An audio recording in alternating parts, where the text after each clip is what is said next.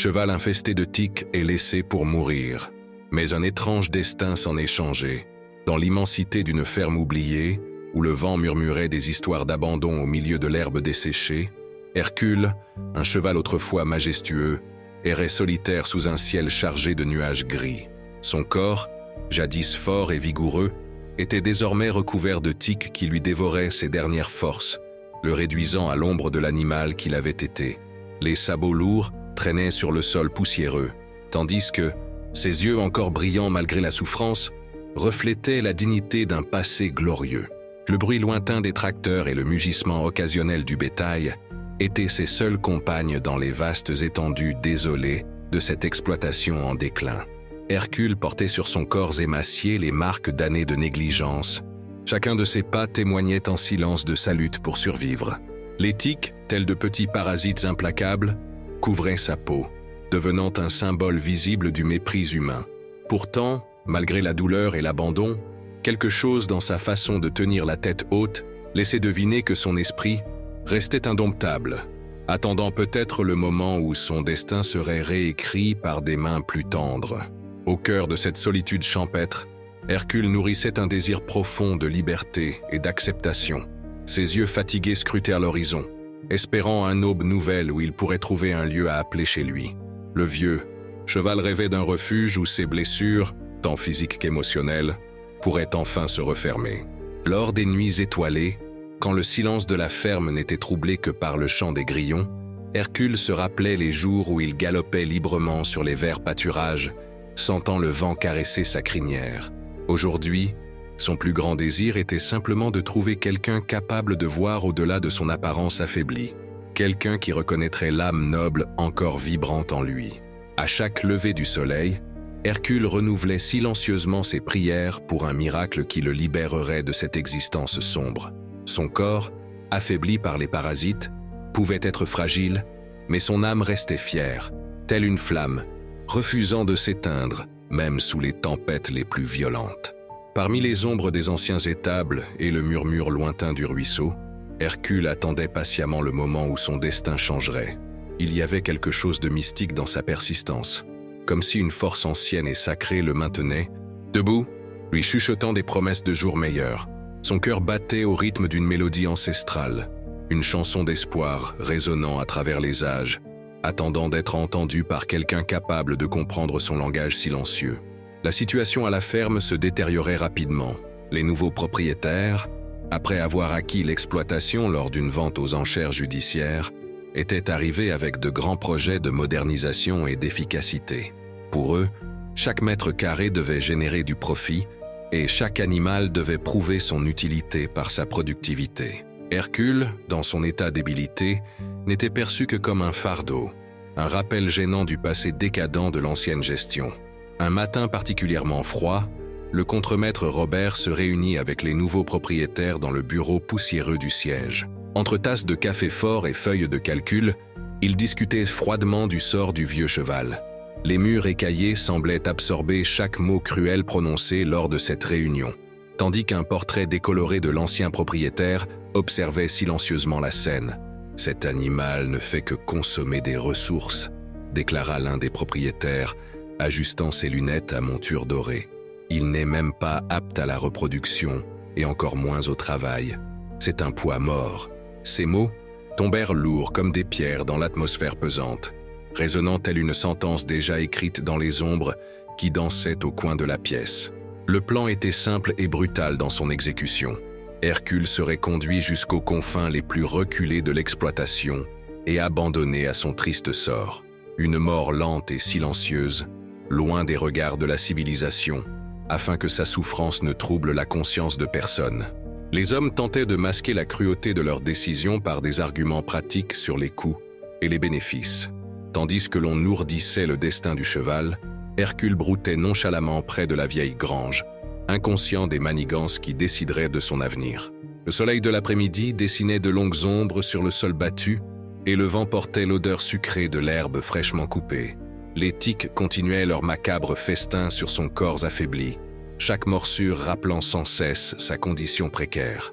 Les employés les plus anciens de la ferme, ceux qui connaissaient Hercule depuis ses jours de gloire, se murmuraient entre eux, impuissants face à la situation.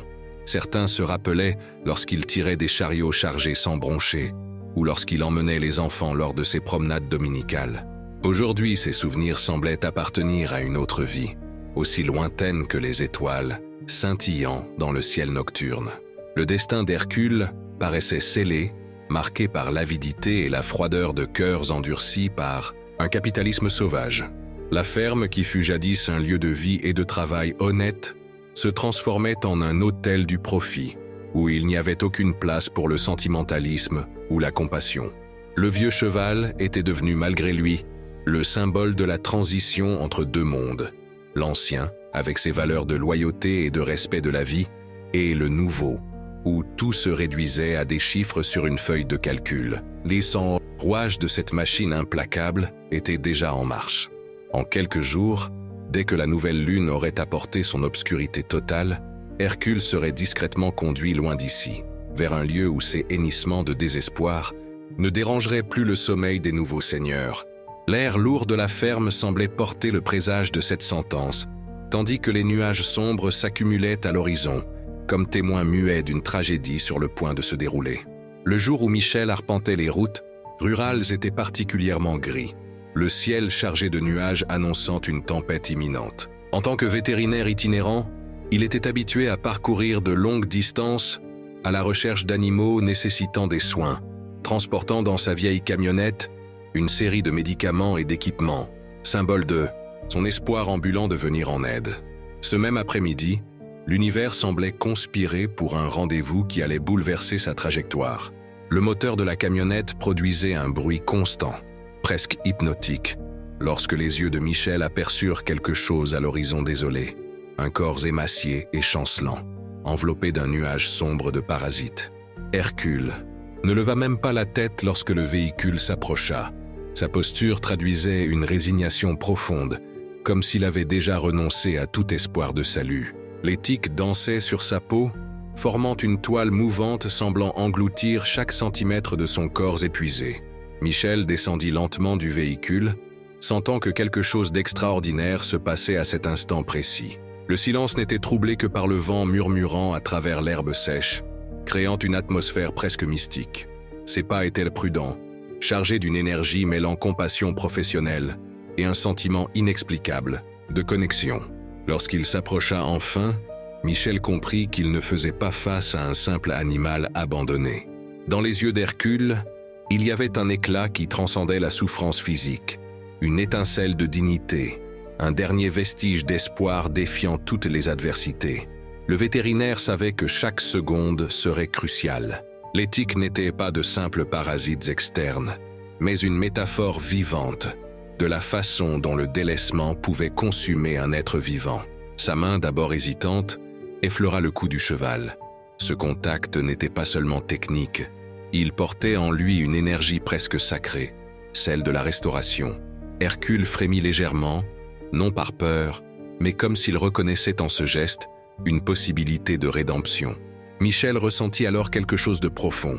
Il ne s'agissait pas uniquement d'un sauvetage animal, mais du commencement d'un chemin de transformation qui dépasserait les simples frontières du physique. La tempête qui se profilait à l'horizon semblait symboliser ce moment charnière. Les nuages noirs s'amoncelaient dans le ciel, créant un drame naturel en écho à la scène. Michel savait qu'il devait agir rapidement. Chaque minute serait décisive pour la survie d'Hercule. Dans ses yeux se lisait une détermination qui surpassait les protocoles vétérinaires traditionnels. Quelque chose le poussait à voir en ce cheval non pas un simple patient, mais un être porteur d'une histoire, une âme implorant une seconde chance. Le destin avait orchestré cette rencontre. Michel n'était pas là par hasard. Son arrivée à cet instant précis semblait guidée par une force supérieure, comme si l'univers avait conspiré pour interrompre le cycle d'abandon et de souffrance d'Hercule.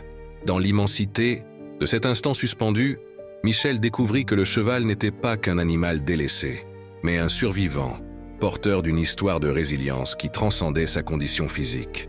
Chaque tic qui se posait sur lui racontait une histoire de douleur et d'espoir, dévoilant des couches de souffrance bien au-delà du visible. En examinant l'animal avec soin, le vétérinaire perçut dans les yeux d'Hercule une lueur extraordinaire, une dignité qui persistait malgré toutes les épreuves. C'était comme si une force intérieure continuait d'entretenir une flamme d'espoir, défiant l'abandon et la cruauté ambiante. La connexion entre Michel et Hercule dépassait les limites d'une relation simple entre l'homme et l'animal. Il y avait dans cette rencontre quelque chose d'approximativement mystique, comme si chaque détail avait été orchestré pour que ce moment se produise exactement ainsi. Les murmures du vent semblaient révéler d'anciens secrets, confirmant qu'il ne s'agissait pas seulement d'un sauvetage, mais d'une véritable transformation. Les muscles du cheval, jadis raides de douleur et de désespoir, commençaient à montrer les premiers signes d'espoir. Michel remarquait qu'à chaque contact délicat, Hercule réagissait subtilement, non par crainte, mais en reconnaissant la présence de quelqu'un prêt à l'aider. La révélation la plus profonde survint lorsque Michel comprit qu'Hercule n'était pas une victime, mais un combattant. Chaque cicatrice, chaque marque laissée par les tiques témoignait d'une bataille remportée, d'une persévérance défiant la logique même de la survie. Le cheval n'était pas un être vaincu, mais un guerrier attendant sa chance de renaître. Les sons de la ferme semblaient conspirer en ce moment, le vent sifflant à travers l'herbe sèche, le mugissement lointain du bétail, le grincement des vieilles écuries, tissant une symphonie célébrant ce retour à l'espoir. Michel sentait que sa mission allait bien au-delà d'un simple soin vétérinaire. Son intuition lui murmurait qu'Hercule avait besoin de plus que des médicaments. Il nécessitait une compréhension, un regard capable de percevoir son essence au-delà de la souffrance physique. Chaque tique enlevé n'était pas qu'un acte de nettoyage, mais un geste de sauvetage, un symbole d'un passé destiné à disparaître. C'est ainsi que débuta le traitement d'Hercule, mêlant la détermination d'un professionnel et une connexion presque mystique qui transcenderait le geste médical. Les mouvements de Michel étaient précis et délicats, comme s'il savait que chaque geste devait contribuer non seulement à restaurer un corps meurtri, mais également à panser une âme blessée depuis longtemps. Le retrait des tiques fut un processus douloureux et minutieux. Chaque parasite enlevé représentait plus qu'un simple acte de nettoyage mécanique. C'était un geste de rédemption, un appel à l'espoir. Michel utilisait des solutions spéciales, ses mains effleurant la peau avec une douceur surprenante malgré la rudesse de la tâche. Le parfum entêtant de l'antiseptique se mêlait à l'odeur de la terre humide et de la souffrance, créant une atmosphère chargée d'attente. Hercule, instinctivement réticent au contact, résistant aux caresses après des années d'abandon, manifestait d'abord une résistance qui peu à peu laissa place à une confiance naissante. Chaque geste rassurant de Michel semblait être une caresse sur l'âme, un message silencieux qui traversait les barrières d'un passé de méfiance. Les propriétaires de la ferme observaient la scène avec une indifférence mêlée à de l'irritation. Pour eux, Michel n'était qu'une ingérence superflue dans leur projet d'optimisation. Robert, le contremaître, arpentait les abords, lançant des regards désapprobateurs chaque fois que le vétérinaire consacrait plus de temps et de soins que ce qu'il jugeait économiquement viable. Les heures s'égrenaient et le travail se poursuivait. Michel retira des dizaines de tiques, chacune minutieusement extraite afin d'éviter toute trace sur la peau déjà maltraitée. Petit à petit, Hercule montrait les premiers signes de confiance. Ses yeux, autrefois opaques et résignés, retrouvaient peu à peu une lueur timide d'espoir. La peau du cheval, jadis couverte par une couche sombre de parasites, commençait à dévoiler sa teinte véritable. D'anciennes plaies, de nouvelles blessures furent identifiées et traitées grâce à une combinaison de pommades cicatrisantes et de pansements spéciaux. Michel savait que la guérison serait un long processus, exigeant non seulement un traitement médical, mais aussi une renaissance émotionnelle. Entre les intervalles de soins, Michel murmurait doucement à Hercule, comme s'il espérait que le cheval comprenne chaque mot. Il racontait des histoires de surpassement, faisait des promesses de jours meilleurs, dans un langage silencieux qui allait bien au-delà de la simple communication verbale. Le vétérinaire était convaincu que la guérison physique passait nécessairement par la restauration de l'estime de soi de l'animal. Les bruits de la ferme, le murmure lointain des machines, le mugissement du bétail, le grincement des vieilles clôtures en bois formaient la trame sonore de cette métamorphose silencieuse. Hercule, peu à peu, révélait sa véritable nature, non pas un être destiné à être éliminé, mais un être empli de dignité et de force intérieure. Chaque pansement, chaque geste de tendresse devenait Une déclaration silencieuse contre la cruauté de l'abandon. Un acte de résistance défiant la froide logique des nouveaux propriétaires qui voyaient en lui un simple coup superflu. L'après-midi avançait, et avec lui, la détermination de Michel grandissait. Il savait qu'il accomplissait bien plus que le sauvetage d'un cheval. Il était en train de réécrire une histoire d'espoir, de contester un système qui jetait des vies aux oubliettes. Sophie, la jeune fille du Son, propriétaire, incarnait une lueur d'espoir au cœur de cette propriété aride. Ses yeux verts, toujours attentifs, captaient les détails que les adultes négligeaient, surtout en ce qui concernait Hercule. Contrairement à son père et aux ouvriers, elle percevait au-delà de l'apparence affaiblie du cheval, discernant en lui une âme résiliente. Depuis son enfance, Sophie avait développé une relation particulière avec les animaux. Tandis que les hommes débattaient des coûts et de la productivité, elle observait Hercule avec une compassion qui transcendait la logique économique. Ses visites silencieuses auprès du cheval, apportant quelques morceaux de pommes ou du foin, étaient de purs gestes de tendresse. La relation entre Sophie et Hercule était presque magique. À chacune de ses approches, le cheval semblait se transformer, levant légèrement la tête, ses yeux retrouvant une lueur différente. C'était comme s'ils partageaient un langage secret, compris uniquement par des âmes sensibles capables de reconnaître la douleur de l'autre. Peu à peu, la jeune fille osait remettre en question les plans de son père d'abandonner Hercule. Ses arguments, d'abord timides, se faisaient de plus en plus fermes et convaincants. Elle défendait la compassion, le principe qu'une vie possédait une valeur bien au-delà de son utilité économique immédiate. Ces mots, semblables à des graines semées dans un sol aride, espéraient germer dans la conscience des adultes. Les confrontations avec son père se faisaient de plus en plus fréquentes. Robert, le contremaître, et les autres employés observaient cette dynamique avec un mélange d'inconfort et d'admiration. Sophie devenait une force de transformation, remettant en cause les pratiques traditionnelles et défendant un cheval que tout le monde avait déjà condamné à la mort. De façon curieuse, sa détermination grandissait au rythme de l'arrivée de Michel. La présence du vétérinaire apportait un nouvel élan à sa lutte silencieuse. Pour elle, Michel n'était pas simplement un professionnel, mais un allié dans sa mission de sauver Hercule. Ensemble, ils formaient un duo improbable mais puissant, unis par le désir de renverser une sentence injuste. Chaque moment où Sophie aidait Michel lors du traitement d'Hercule était chargé d'une énergie particulière. Ses gestes, à la fois délicats et assurés, participaient au nettoyage, à l'application des pansements et insufflaient une atmosphère de soin et d'espoir. Chaque mouvement était une déclaration d'amour face à l'indifférence ambiante. Transformation n'était pas l'apanage d'Hercule seul, elle opérait aussi en Sophie. Chaque jour passé aux côtés du cheval la rendait plus forte, plus résolue. Ses yeux prenaient une profondeur qui dépassait son âge, révélant une maturité forgée dans la lutte pour la compassion. Elle découvrait en elle-même le pouvoir de transformer les choses, d'utiliser sa voix pour défendre ceux qui ne pouvaient se défendre. La ferme, autrefois bastion de rigueur et d'insensibilité, commençait à montrer des fissures dans sa structure rigide. Au cœur de ces transformations, Sophie surgissait tel un torrent de vie, déterminée à prouver que la bonté pouvait triompher du profit, que l'empathie pouvait vaincre l'indifférence. Le conflit émotionnel montait en intensité dans l'exploitation, où Sophie, fille du propriétaire, se sentait profondément perturbée par la situation d'Hercule. Ses yeux, habitués à la routine mécanique des travaux agricoles, révélaient désormais une complexité qui transcendait les liens familiaux. Le père de Sophie incarnait l'archétype du fermier pragmatique, celui pour qui les animaux n'étaient que des actifs économiques. Ses paroles, tranchantes comme des lames, résonnaient dans l'air. Nous ne pouvons pas gaspiller temps et ressources sur un animal improductif. Chacune de ces phrases semblait être une sentence de mort pour Hercule, un coup porté à la sensibilité de sa fille. La jeune fille se retrouvait déchirée par un dilemme moral intense.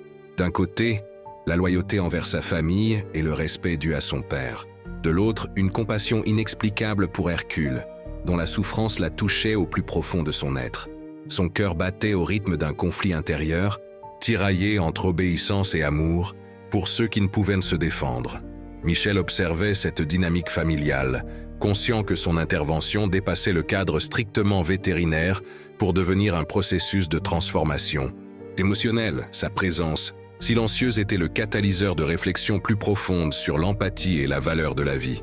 Les moments de tension se ponctuaient de paroles hésitantes, de regards chargés de sens et d'un silence lourd planant sur l'atmosphère.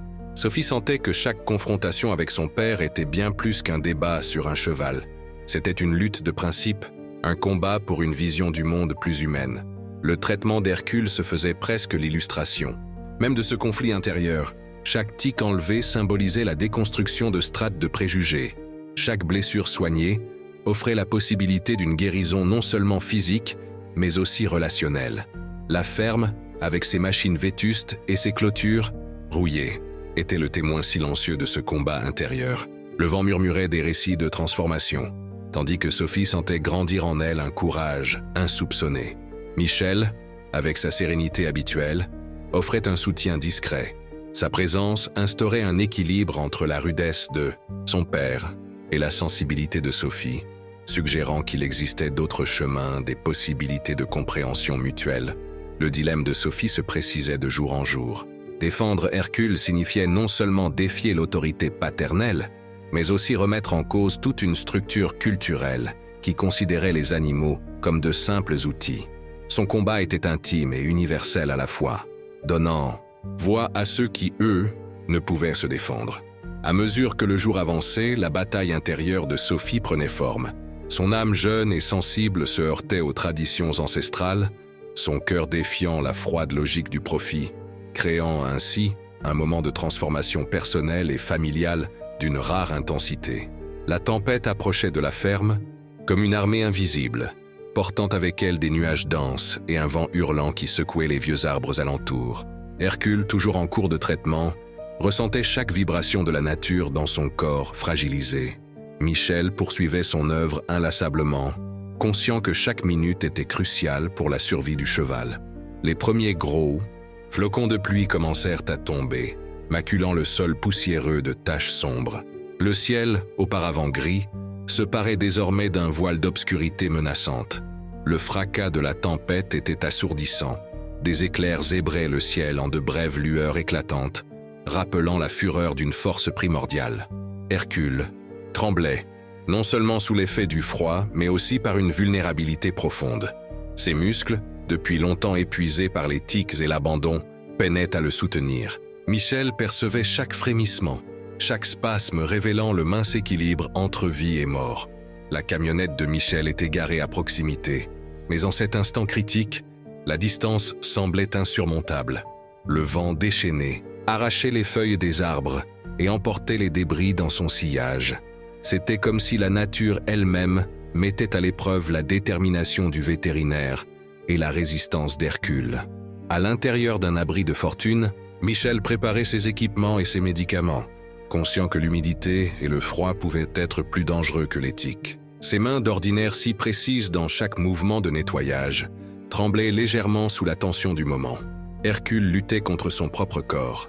Chaque respiration était un défi, chaque mouvement un acte de courage face aux forces qui semblaient conspirer pour le vaincre. Ses yeux, autrefois ternes, brillaient maintenant d'une intensité presque surnaturelle, une lueur d'espoir au cœur de la tempête dévastatrice. Michel savait que ce moment serait décisif. La profusion de tiques avait rendu le cheval extrêmement vulnérable, et la tempête représentait le dernier obstacle. Hercule serait-il capable de résister? Michel parviendrait-il à le sauver? Au moment critique de cette odyssée, Hercule connut une révélation qui transcendait la simple guérison physique. La tempête qui faisait rage semblait être le miroir de sa propre métamorphose intérieure, créant une atmosphère chargée de mystère et d'espoir. Au zénith de la tourmente, quelque chose d'extraordinaire se produisit. Le vent hurlait autour de la vieille grange et les éclairs déchiraient le ciel en traçant des sillons de lumière intense, comme si l'univers lui-même assistait à un moment unique de renaissance. Hercule, qui n'avait plus l'air qu'un corps brisé et sans espoir, découvrit en lui une force quasi surnaturelle. Ses muscles, jadis affaiblis par les tiques et l'abandon, se mirent à réagir avec une vitalité inattendue. C'était comme si chaque goutte de pluie qui tombait sur lui apportait une énergie régénératrice. lavant non seulement sa peau, mais aussi son âme meurtrie. Ses yeux, autrefois éteints, se remplirent d'un éclat de détermination. Michel observait cette scène avec un mélange d'admiration et de surprise. Son expérience ne l'avait jamais préparé à un moment d'une telle intensité. Hercule n'était pas simplement un animal en convalescence. Il était en train de transformer son destin. Chaque mouvement semblait défier l'inéluctable, renversant la sentence de mort et d'abandon qui pesait sur lui. La tempête continuait de faire rage, mais Hercule restait debout. Ses sabots, autrefois traînants, foulèrent le sol avec une assurance retrouvée. C'était comme si une force ancestrale le soutenait, une énergie mystérieuse qui dépassait l'entendement humain. Michel se rendait compte qu'il assistait à quelque chose de plus grand qu'un simple sauvetage animal. C'était une renaissance presque mystique. En cet instant, Hercule montrait une résilience qui surpassait toute attente. Sa capacité à tenir debout malgré toute la souffrance passée était le témoignage vivant d'un espoir indomptable. L'éthique qu'il avait tant affaiblie semblait désormais dérisoire face à cette force intérieure renaissante. La révélation était limpide. Hercule ne serait pas défini par son passé d'abandon, mais par sa capacité à se relever. Chaque tremblement de son corps était un cri silencieux de résistance.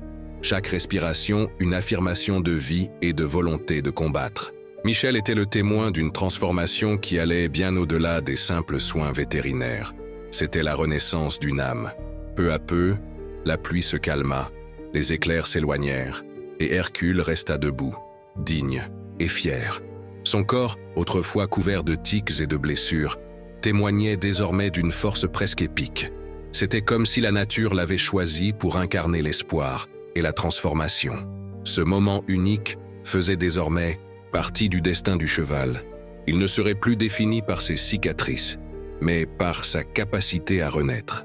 La tempête extérieure avait reflété sa tempête intérieure, violente, impétueuse, mais ultimement transformatrice. Michel, les yeux embués de larmes, comprit qu'il assistait à un miracle de renouveau. C'était la preuve vivante que l'espoir pouvait surgir des endroits les plus inattendus, que même dans l'abîme de l'abandon, une seconde chance était possible. Alors que la tempête s'éloignait, l'horizon s'ouvrait à une nouvelle possibilité. Sur la ferme, Michel et Sophie savaient qu'ils devraient bientôt prendre une décision cruciale quant au futur d'Hercule. Le vieux cheval, désormais propre et en voie de guérison, représentait bien plus qu'un animal sauvé. Il était devenu un symbole d'espoir et de résistance. Sophie regardait Michel, ses yeux mêlant détermination et appréhension. Elle savait que convaincre son père serait une tâche ardue.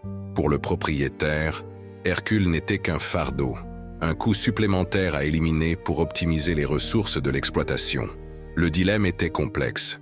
Emmener Hercule dans un refuge signifierait défier l'autorité paternelle et risquer de rompre des liens familiaux.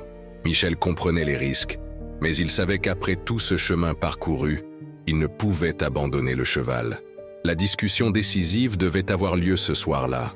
Chaque mot serait crucial, chaque argument pourrait changer le destin d'Hercule. Sophie se préparait intérieurement à affronter son père, convaincue que l'amour pour le cheval valait tous les conflits. Michel organisait minutieusement ses arguments, rassemblant les preuves tangibles de la guérison d'Hercule. Ses rapports vétérinaires, les photographies du traitement, tout témoignait de la transformation presque miraculeuse que le cheval avait connue. Il ne s'agissait pas seulement d'un appel à l'émotion, mais d'une proposition raisonnée. La tension montait à mesure que la nuit tombait. Dans l'obscurité de la grange, Hercule demeurait silencieux, comme s'il pressentait que son destin allait se jouer dans les heures à venir. Son regard, autrefois résigné, brillait d'une lueur d'espoir palpable. L'heure fatidique arriva, lourde de tension et d'attente.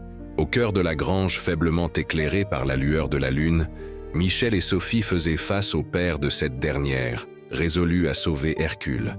L'atmosphère était chargée, comme si le destin du cheval flottait dans l'air. Le Sentence, père, un homme rustique habitué aux décisions purement pragmatiques, regardait Hercule avec mépris. Ses yeux parcouraient le corps marqué du cheval, pourtant maintenant nettoyé et en voie de rétablissement. Michel, tenant fièrement les documents vétérinaires, présentait les preuves concrètes de la guérison possible. « Cet animal ne sert à rien », déclara froidement le fermier, sa voix tranchante comme une lame. Il ne fait que consommer des ressources sans jamais rien donner en retour. Sophie fit un pas en avant, la voix tremblante mais ferme. Papa, Hercule n'est pas un objet. Il a une vie, une âme. Michel l'a soigné et il mérite une chance. Michel appuya ses propos en présentant les documents de traitement, chaque feuille témoignant non seulement de données techniques, mais aussi de l'histoire d'un être qui avait survécu à l'abandon. On y voyait les blessures se refermer, les signes de rétablissement, la transformation presque miraculeuse d'un cheval condamné. Ce n'était plus simplement une discussion sur un animal, mais un affrontement entre deux visions du monde. La froide logique du profit contre la chaleur de la compassion, le délaissement contre la préservation de la vie. Hercule, silencieux témoin, restait là, le regard fixe, comme s'il comprenait l'ampleur du moment. La tension monta jusqu'à ce que, soudain, le père de Sophie se fige. Après un long moment de silence, son regard dur se radoucit.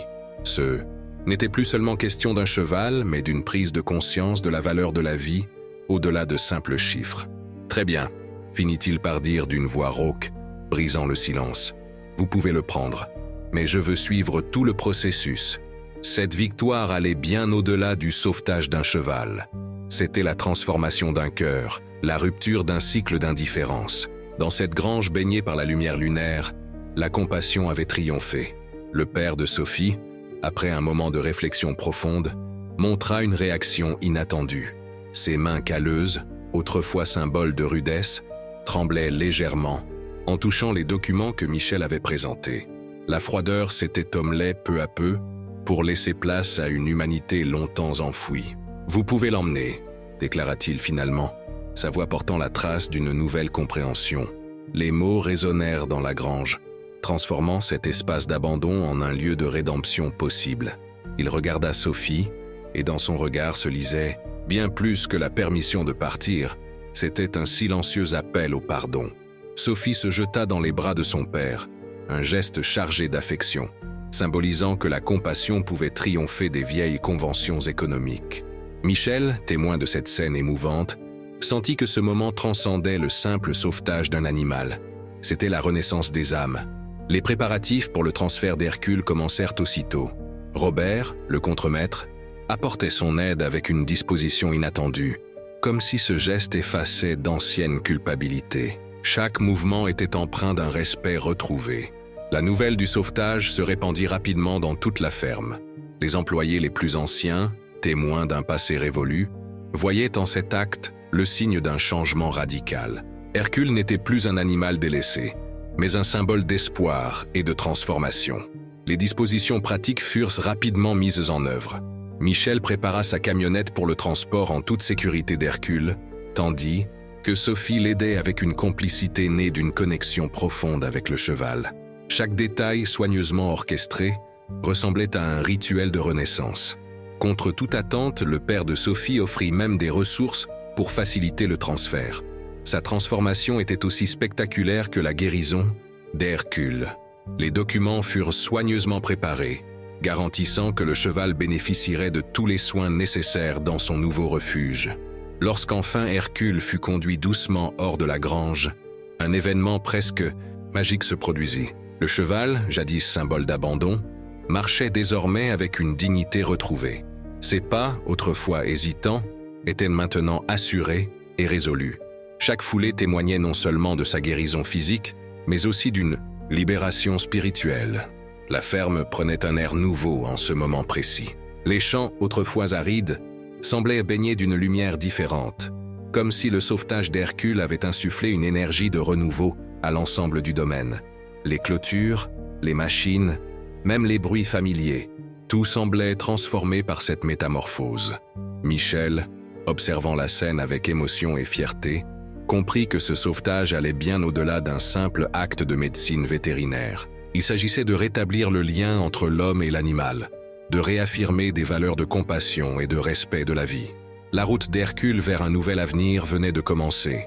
Non plus perçu comme un être jetable, il incarnait désormais la dignité et l'espoir. La ferme restait derrière lui, non pas comme un lieu d'abandon, mais comme le théâtre d'une transformation touchante. Dans le sanctuaire d'animaux, Hercule entamait une nouvelle vie, transformée en profondeur.